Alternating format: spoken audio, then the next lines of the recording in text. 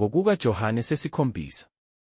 Emva kwalokho uJesu wahamba eGalile, ngokuba wayengathandi ukuhamba eJudiya, lokhu abaJuda bebefuna ukumbulala.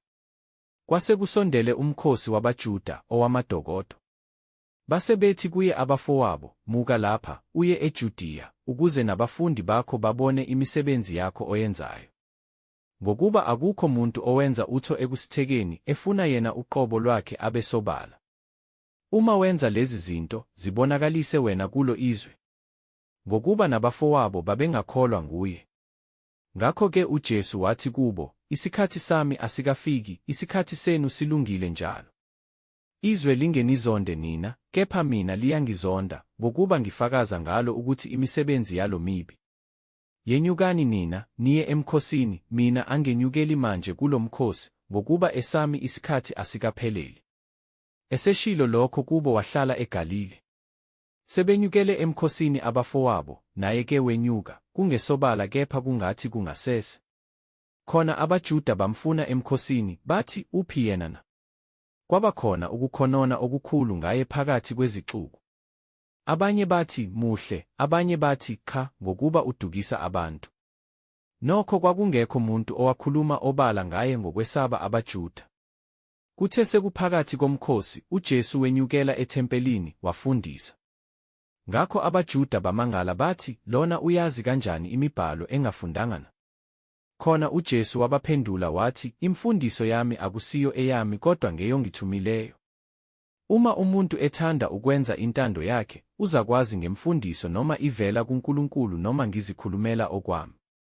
Okhuluma ngokwakhe ufuna udumo lwakhe, kepha ofuna udumo lomthumileyo lowo uqinisile, akukho ukungalungi kuye. UMose kaninikanga yini umthetho na? Nokho akakho kini ogcina umthetho. Nifunelani ukungibulala na?" Isixuku saphendula sathi, "Unedemoni wena, ngubani ofuna ukubulala na?" UJesu waphendula, wathi kubo, "Munye umsebenzi engiwenzile, niyamangala nonke. Ngokuba uMose uninikile ukusoka, kungesikho ukuthi kuvela kuMose kodwa kokhokho, niyamsoka umuntu nangeSabatha. Uma umuntu amukela ukusoka ngeSabatha ukuze kungeqiwa umthetho kaMose, pho ningithukuthelela ngokuba ngaphulukisa umuntu ngokuphelele ngeSabatha na?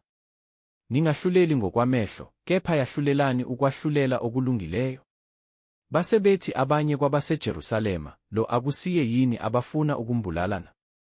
Bheka, ukhuluma obala, kabasho lutho kuye. Kungaba ngukuthi ababusi sebazi isibili ukuthi lo unguKristu na? Kodwa lo siyamazi lapho evela khona, kepha uKristu, nxa efika, akakho owazi lapho evela khona."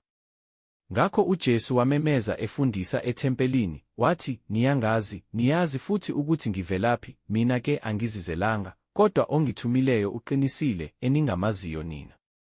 Ngiyamazi mina, ngokuba ngivela kuye, futhi nguye ongithumileyo.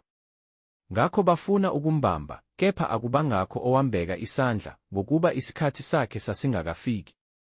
Kepha esixukwini abaningi bakholwa nguye, bathi, "UKristu, nxa esefikile, uyakwenza izibonakaliso eziningi kunalezo azenzileyo lona na?"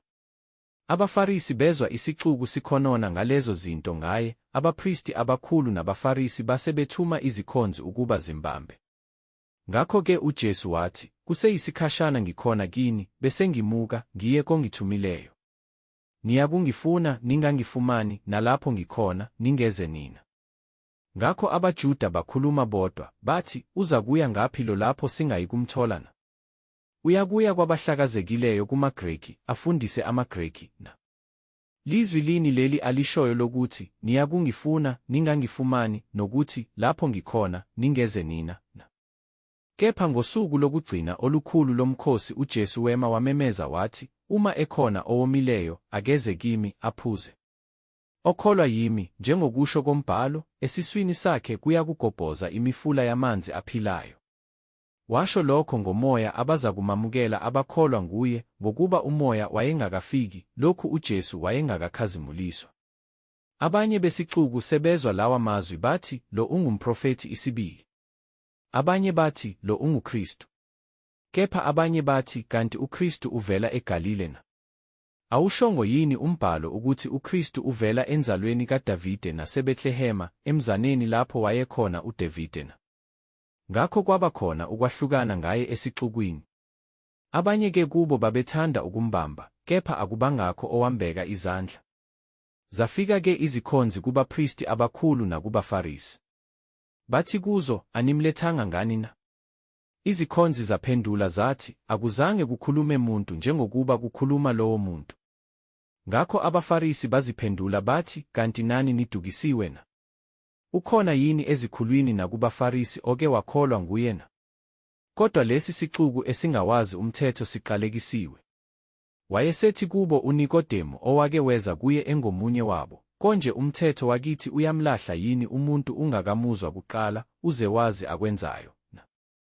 Baphendula bathi kuye, kanti nawe ungowaseGalile na? Phenyisisa ubone ukuthi akuveli mprofethi eGalile. Base behamba, kwaba yilowo nalowo waya ekhaya.